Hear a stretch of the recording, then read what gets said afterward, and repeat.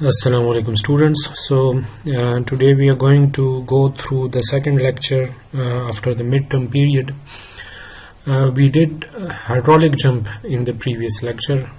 We went through the definition of hydraulic jump, we looked into the classification of hydraulic jump, and we looked into the formulas that are usually used to compute the different depths of hydraulic jump. Today what we are going to do is the dimensional analysis and similitude. So basically there are two topics that we are going to do. I'll try to split the video in two parts because I guess the size would be then too big if we continue through both the topics, and perhaps might be a problem for you people to download from the LMS or from the Google Drive. So I'll try to shrink myself to two different videos. The first one would be regarding the dimensional analysis, the second one would be related to the similitude. So these are the two topics that we are going to do, and we'll see what is contained in this lecture. So basically the first question would come up, why we need to do dimensional analysis. If you remember, we looked at different formulas when we were doing open channel flow. Yeah, you remember we did the critical flows and non-critical flows and different things. And we use different formulas for that. Now you know that all these formulas and all these equations, they come from empirical results. We go to the lab, we do different kinds of experiments, we collect data, then we put that data through different statistical techniques, or we observed what are the relationship between two different dimensions or two different variables, and then we try to develop a relationship. For example, if you remember, we said that there is a stage discharge relationship. Yeah, stage is the depth, discharge is the discharge, and we say that if the depth of a certain channel is 2 meters, then the flow would be something like this, 30 q6 or 40 q6, whatever the value is. Now how do we get to these results that we connect depth to discharge? Of course we do it in the lab. We go to the lab, we let the flow go through certain flume or certain area of a channel.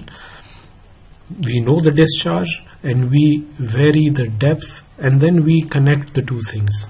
Yeah, and then there is a kind of relationship. So if you have XY graph, on x-axis you have, let's say, the discharge, and on y-axis you have the depth, then we can find out that whatever the depth is, I'll just go to the x-axis which is coinciding with that, and I'll find out the discharge.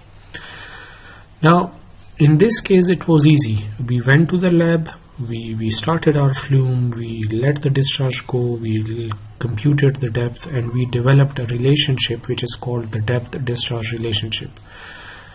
Now in a lot of experiments it is not easy to do the lab experiments very easily, because first of all the costs are involved. Usually the costs are too high if, for example, the experiment is very sophisticated.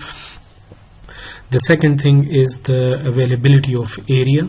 You might have a lab which is not big enough to do different kind of experiments, so you come across problems. You cannot do each and everything in the lab, and basically dimensional analysis is an alternate way of developing relationships.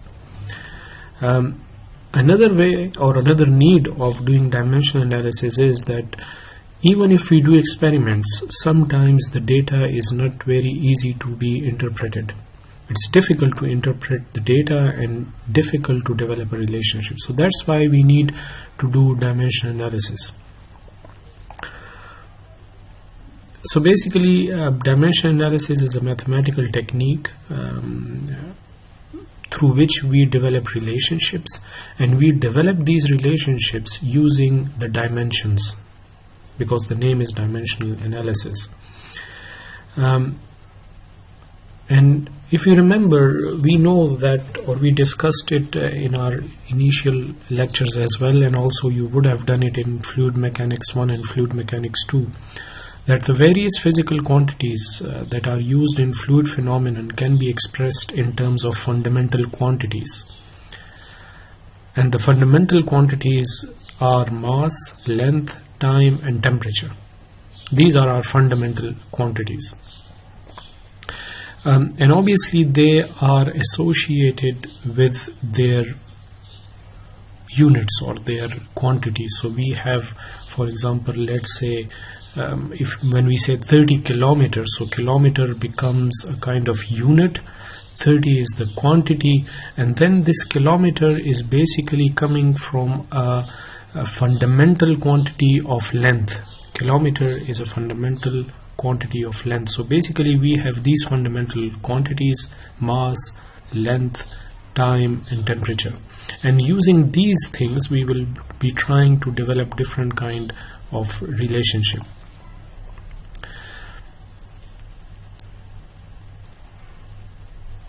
Quantities are important, we understand that. I mean, if we just use kilometer, or if we just use meters, or if we just use degree centigrades, they would be meaningless until and unless you associate dimensions to it. For example, you say 30 kilometers or 40 degrees centigrade and all those different kind of things. So dimension and units are two important things, and we are going to use them in our dimensional analysis. So these are our fundamental quantities. Length is usually abbreviated as L. Mass is usually abbreviated as M, time with T, force with F, and temperature with theta. These are the things that we will be using. And when we go through the dimensions, I mean, these would be our fundamental quantities, and then when we look at different variables, we will be trying to develop their dimensions instead of looking at their for example, let us look at this velocity. Usually we use the units for it as meters per second, but in dimensional analysis we wouldn't be looking at meters per second per se, but we will be looking at their fundamental quantities. And the fundamental quantity of meter, as you know, is length.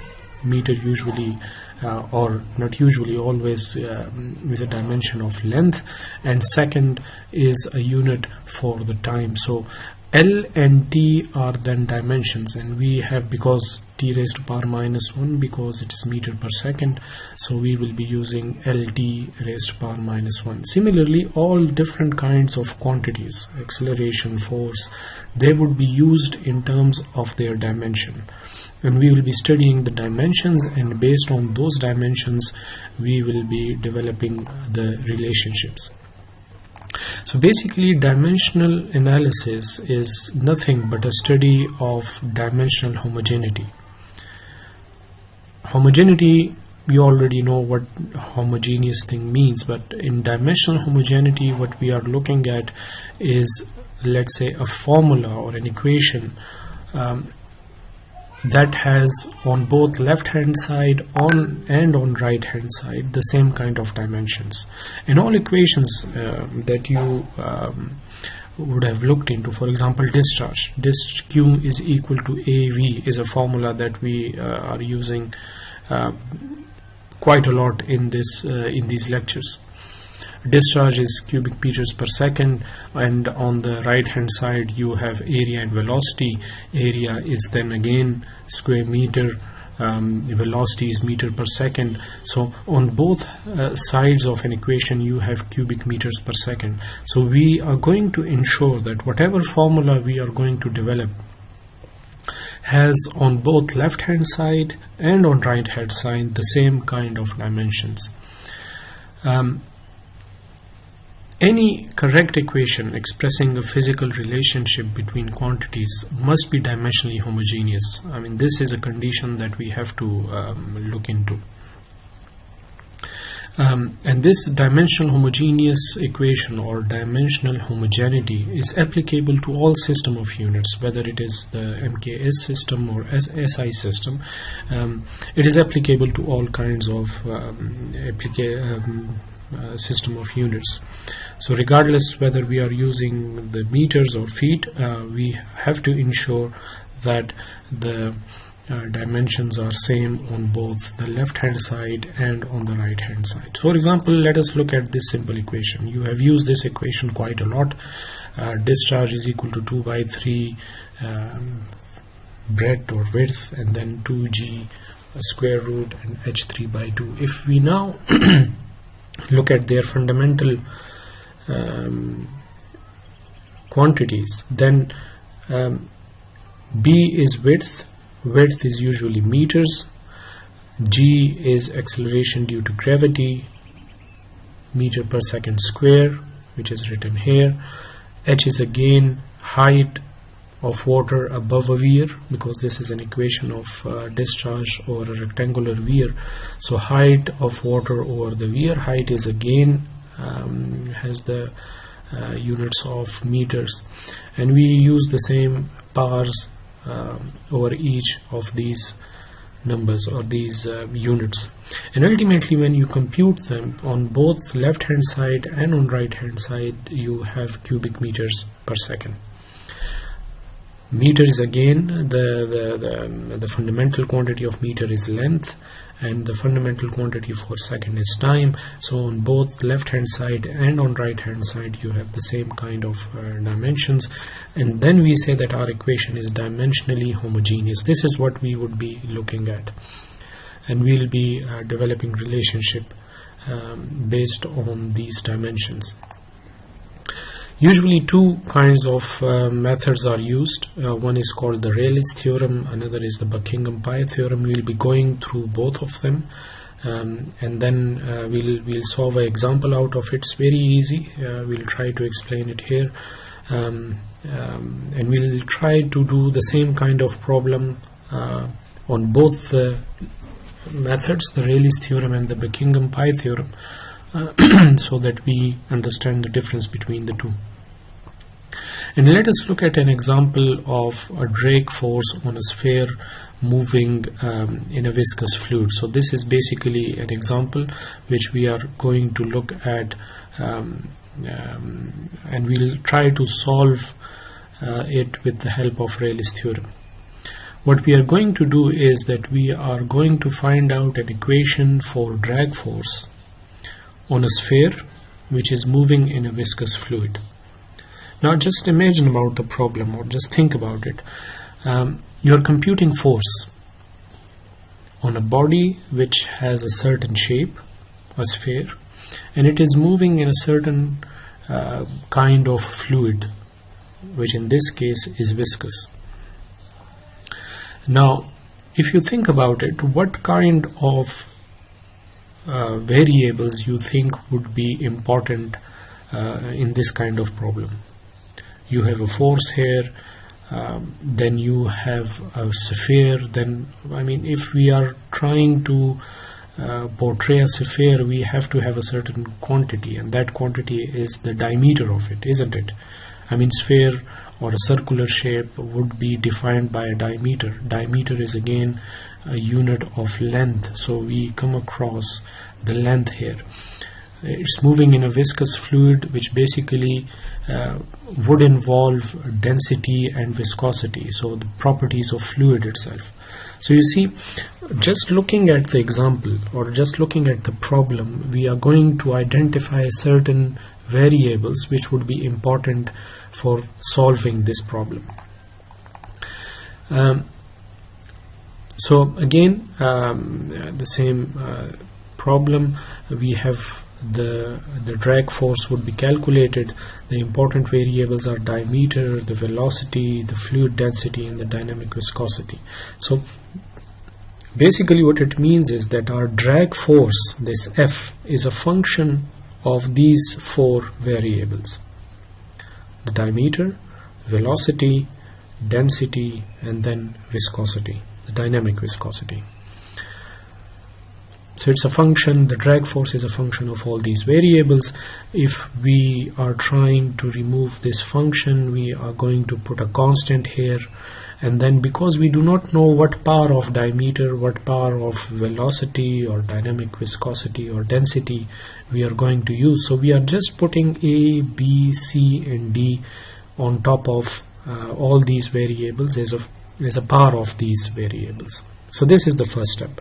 You identify the variables which you think are important, and then you on each one of these variables you will put a temporary or assumed power of A, B, C, D, and in the next steps we will try to find out what is the value of this A, what is the value of B, C and D. This is what we are going to do, and this is basically the Rayleigh's theorem. Now let us look at the dimensions on both sides. You see, we had this equation, force is equal to a certain constant value and then these four variables. Now what are the dimensions of force? Force, you already know, is equal to mass into acceleration. Mass is fundamental quantity in itself. Acceleration is meter per second square. So basically the dimension of force becomes mass, the length because it's meter per second square, and second is time, so t raised to power minus 2 is equal to, then c is the constant, diameter is length, so L raised to power a, velocity is meter per second, so meter is length, second is time, and raised to power minus 1 because it is in the denominator, raised to power b. And similarly for density and for viscosity we use the dimension. Density is mass per unit volume, so again you have mass and volume is length cube because it's meter cube, so this is what we are getting. So we are putting all these variables, the diameter, velocity, density and viscosity, in terms of their dimensions. The next step is very easy. We, for each one of these physical quantities, for the main quantities, mass, length, time, we are going to compute the power of each one of them on left hand side and right hand side. So for example, if I'm looking at the mass has on left hand side the power of 1, which is written here. On the right hand side the mass is here with the power of c, so c is written here, and then here whole of this dynamic viscosity has a mass as a fundamental quantity and it has a power of d, so c plus d. So if we are just writing the powers of them, the exponents of them, then for mass we can write 1 is equal to c plus d, and similarly for length, for time we will use all these formulas, or let's say the exponents of each one of them, the mass, length and time on left hand side sorry, and on right hand side, and based on that we will compute the values of each one of them. So now you see that we have basically 3 equations but 4 unknowns, a, b, c and d. So we write all the exponents in the power of, or let's say in place of the fourth one. So c is equal to 1 minus d. If we just start replacing each of the variable or each of the powers here, then c is equal to 1 minus d, b is equal to 2 minus d. So you see a, b, c are written in terms of d. D of course is equal to d, but a, b, c are written in terms of d. We put all those values of f is equal to we put all these powers in this equation here in on top right corner here, and we see, okay, d has a power of a has been computed here as 2 minus d, so we have written here d raised to power 2 minus d. Similarly, for the velocity, we are writing the power of b here.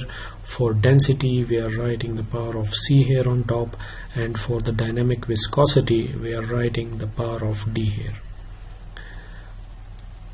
We just by rearranging, or let's say for each one of them, we are writing the same equation here. So for example, d squared here, and then d has also raised to power minus d, so that is coming here in the brackets. Similarly, v squared is coming here, v raised to power minus d is coming here. So basically we are rearranging all the different variables. If we rearrange them, then ultimately we come across this equation. Constant is a constant, it remains here, and the rest of the variables are here. So you see that ultimately we have come across a formula for the drag force, and we now know that drag force is equal to the density times the diameter squared times the velocity squared, and then we have a dimensionless number here. If you remember, this is basically the Reynolds number. The Reynolds number is here, and this has we have computed this Reynolds number by just rearranging the values here. So you see this density, velocity and diameter are minus d, so we are writing here in the denominator. Mu has a power of d, it is coming here as the numerator, and whole of them are at the with the power of d, and this basically tells us that this is a Reynolds number, so a certain power of Reynolds number. Now, as we said earlier, I might have mentioned it earlier, that dimensional analysis wouldn't be giving us the exact equations, but at least it will give us what are the important variables that we need to consider when we are calculating a certain phenomena. So for example, in this case, when we were calculating the drag force on a sphere, at least we now know that diameter is important. It is directly proportional to the drag force. The drag force would be dependent upon the square of the diameter. It will be dependent upon the square of the velocity. So these are important variables for us for the drag force. This is basically a Rayleigh's theorem. Again, what we are going to do is that we are going to write all the important variables in terms of their fundamental quantities. We are going to assign certain power of exponents a, b, c and d. Then we are going to compute these exponents on left hand side and on the right hand side, and then by simply rearranging the things and trying to find out if there is any kind of dimensionless number. In this case, we were able to find out that Reynolds number is present here, so we just wrote a Reynolds number here, and we have an equation for the drag force. This is basically the Rayleigh's theorem. Now, every method has its positives and negatives. Rayleigh's theorem has also certain drawback. One of the drawback is that it does not give us information regarding the number of dimensionless groups to be obtained at the end. You see, when we finally calculated here, we found out that there is a Reynolds number here involved. But right at the beginning, we didn't know how many dimensionless numbers would be there. You remember the dimensionless numbers, the Reynolds number, the Froude number, the Mach number, the Weber number, these are all different kinds of dimensionless numbers, and we will be looking at them later on. But at least you would have noted that in Rayleigh's theorem we were not able to find out that in the end how many dimensionless numbers would be there. So this is one kind of drawback for us in the Rayleigh's theorem. And this drawback has been removed in Buckingham's pi theorem. This is the second method through which we do dimensional analysis. And we use it when large number of physical variables are involved, because in Rayleigh's theorem you saw that we have only 3 variables. Each one of them had been given an exponent a, b C and D, and then we had to find out all those exponents, that what is the power of those exponents. Now if you can imagine that if we have a lot of variables, instead of 4 you have 10 or 15 variables, then it becomes quite laborious to find out all these values. Buckingham Pi theorem is an improvement over Rayleigh's method, in a sense that it tells us that how many dimensionless numbers would be there at the end. So you already know the dimensionless numbers when you are starting solving the problem with this method. So let us look into it. These are different things that you have to keep in mind. First of all, there would be n relevant variables, so this diameter and velocity and density and viscosity would be n. Then m would be our independent dimensions, which means that how many of these fundamental dimensions are involved. Sometimes in all these variables you would just be having the length and time. Sometimes you would be having the mass, length and time. Sometimes you would be having just the temperature and the length. So it depends upon what kind of variables we are looking at. So m is our number of independent dimensions which are there in all those variables. And if we then do this n minus m, then basically it will give us the number of dimensionless variables that we are going to expect in the end. So you can go through the contents that is written here, and let us go straight to the problem, and then it would be easier to understand. One thing that you have to remember is to select different kinds of variables. We will be selecting the repeating variables and non-repeating variables while we are solving the problem using Buckingham Pi theorem. But let us look at, so you just go through the text here. It should be purely geometric quantity. It has to be a kinematic. There should be a kinematic quantity there and also a dynamic quantity here. But when we solve the problem, these things would be clear. So let us look into it. So the same kind of problem, and using now the Buckingham Pi theorem. Now, as I said, n would be the number of dimensional variables. So in this case, you see, we had drag force, diameter, velocity, density and viscosity. These are the n. So 1, 2, 3, 4, 5. N is equal to 5. M is our fundamental dimensions, which means if we go back to all the dimensions of these, you would remember that there was mass involved, length was involved, and also the time was involved. Density was mass per unit volume, so mass was there. Diameter is the dimension of diameter is length. Velocity is again meter per second, so time is also involved. So m, l and t, these are our three fundamental quantities. So m is equal to 3. Now if I do n minus m, I'll get 2, and basically this is what is important for me, which means that at the end of solving the drag force, I'll be getting 2 dimensionless numbers here.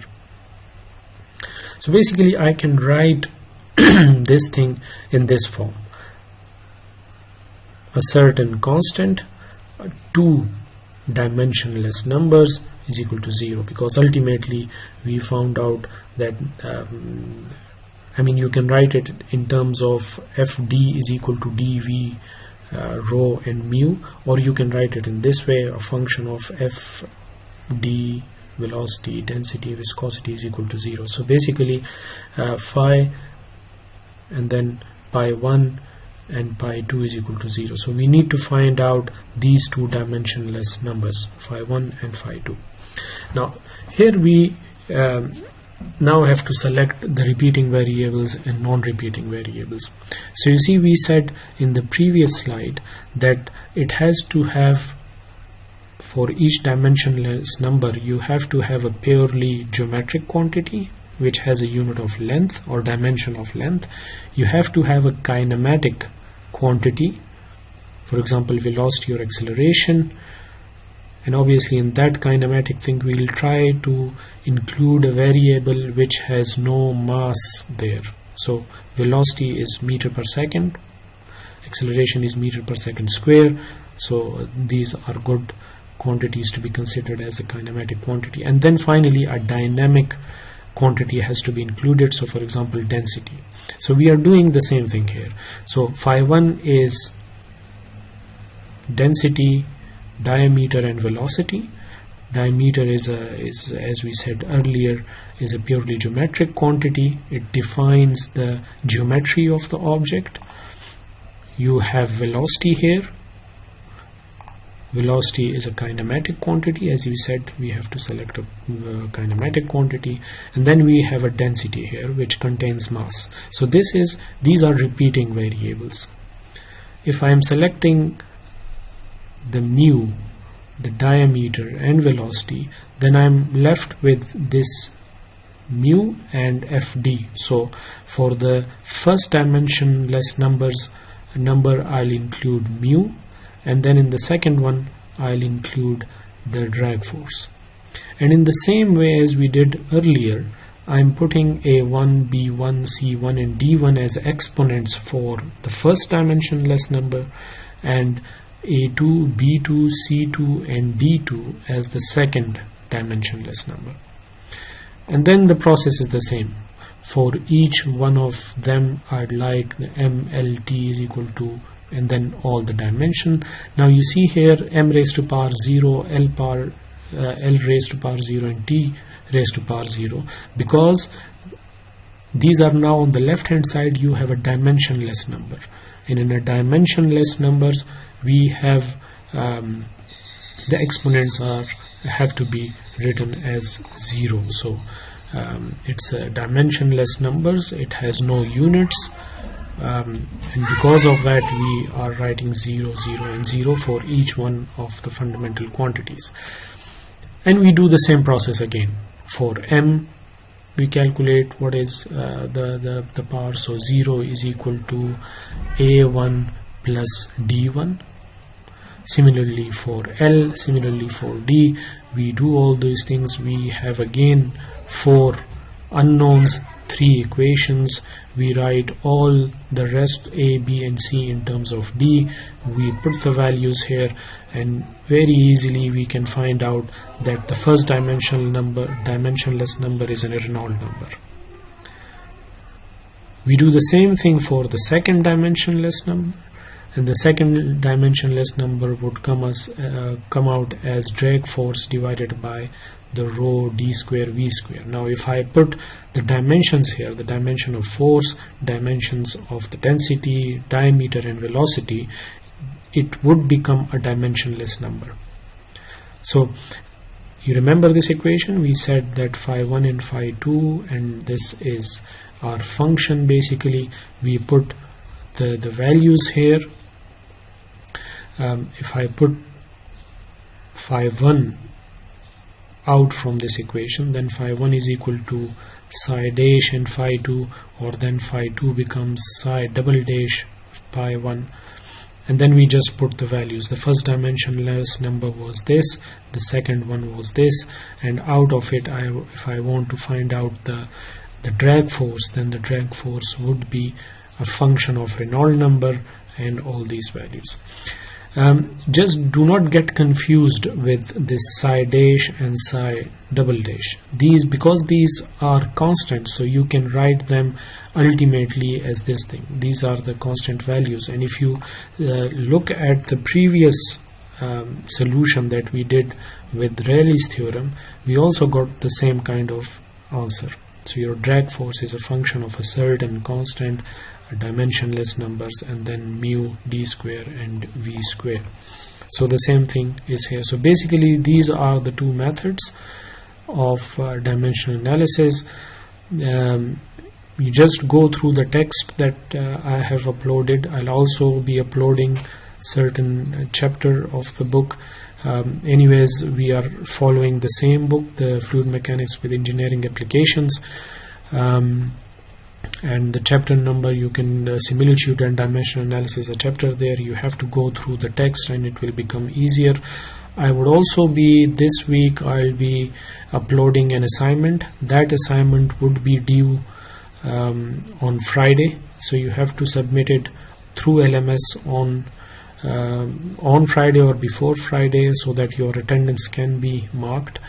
And if there are any questions, you can put the questions also on the LMS.